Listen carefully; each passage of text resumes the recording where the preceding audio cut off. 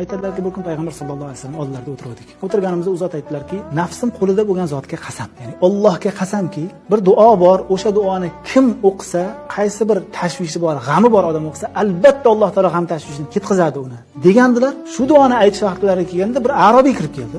Rasulullohdan masalalar so'rab ketdi. Shu bilan haligi gap cho'zilib ketdi. Hammamiz tarqab ketdik oldilardan. Rasululloh ham unutdilar, ketdilar. O'shanda nima duo ekan u? Rasululloh nima duoni aytmoqchi bo'lgandilar deb o'ylab o'tirdim. Sa'd ibn Abi Waqqas aytadilarki, men bilaman uni davomini. Uni qissani davomini mendan eshitdinglar dedilar. O'sha ish bo'lganda, hamma tarqab ketgandan keyin Rasululloh turib uylariga ketganlarida orqalaridan ergashib bordim men dedilar. Orqalaridan ergashib borib chaqirdi. Chiqdilar payg'ambar sollallohu alayhi vasallam, ya Rasululloh, ota-onam sizga fido bo'lsin. Masjidda shunaqa dedingiz. Bir duo o'rgataman, shu duoni kim aytsa, nima g'am tashvishi ketadi, albatta ketadi deb qasam ichib aytdingiz. Qaysi duoda? Ha, u birodarim Zunnun Yunusning duosi. La ilaha illa anta subhanaka inni kuntu minaz zolimin duosi deb aytadi.